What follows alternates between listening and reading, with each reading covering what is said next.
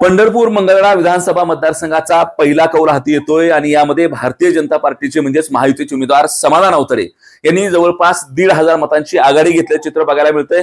पंढरपूरच्या कवठेळी गावापासून या मतमोजणीला सुरुवात झाली आणि ह्या सुरुवातीच्याच कालामध्ये समाधान अवतडे त्या ठिकाणी लीडवर असल्याची चर्चा पाहायला मिळते। खरं तर पोस्टल मतदानामध्ये भगीरथ बालके यांनी आघाडी घेतली होती, परंतु ईव्हीएम मशीनमध्ये त्या ठिकाणी समाधान अवतडे आघाडीवर असल्याचे चित्र बघायला मिळतंय।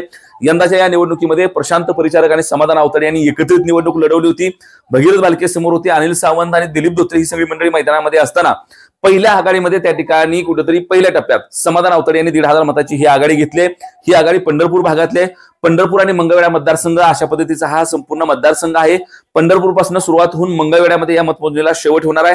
दिवसभर मध्ये ही पंढरपूर मंगळवेढा मतदारसंघाची निवडणूक अत्यंत चुरशीची होणार आहे। निकालाकडे आपलं लक्ष असणार आहे। खरं तर वेगवेगळ्या पद्धतीचे कौल हाती येऊ शकतात।